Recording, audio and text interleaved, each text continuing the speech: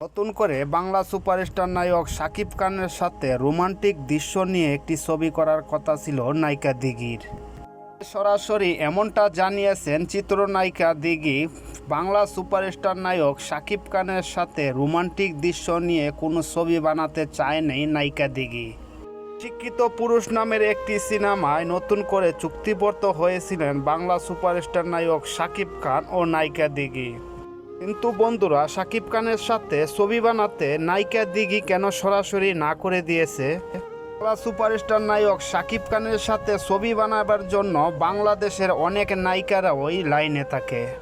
শেষে নায়িকা দিঘি শাকিব খানের সাথে ছবি করার প্রস্তাব কেন ফিরিয়ে দিয়েছে জানতে হলে আপনারা এই পুরো ভিডিওটি দেখতে থাকুন না টেনে। শাকিব খানের সাথে নায়িকা দিঘি বাংলা সিনেমায় কাজ করবে না বলে এই কথাটি প্রশ্ন করেছে নায়িকা দিঘিকে।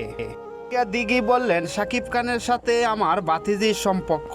শিশুশিল্পী হিসাবে সুপারস্টার নায়ক শাকিব খানের সাথে চাচ্চু হিসাবে কয়েকটি ছবিতেই আমি কাজ করেছি, এটি বললেন নায়িকা দিঘি।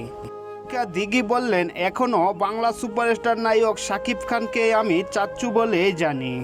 তিনি বললেন, অশিক্ষিত পুরুষ নামের সিনেমাটিতে এমন কিছু রোমান্টিক কিছু দৃশ্য নিয়ে সুপারস্টার নায়ক শাকিব খানের সাথে এই ছবিটিতে কাজ করতে হবে। নায়িকা দিঘি বললেন, শাকিব খান আমার চাচ্চু, শাকিব চাচ্চুর সাথে যদি রোমান্টিক কোনো দৃশ্য নিয়ে ছবি করি তাহলে এটি বাংলার দর্শক এটি মেনে নিবে না এবং শাকিব ভক্তরা এটি মেনে নিবে না, এটি বললেন নায়িকা দিঘি। তো অশিক্ষিত নামের সিনেমাটিতে নায়িকা দিঘি ও সুপারস্টার নায়ক শাকিব খানের সাথে জুটি বেঁধে এই সিনেমাটিতে কাজ করছে না। আপনারা যদি শাকিব খান ও দিঘির ভক্ত হয়ে থাকেন তাহলে জানিয়ে দেন লাইক কমেন্টে আপনাদের মতামত।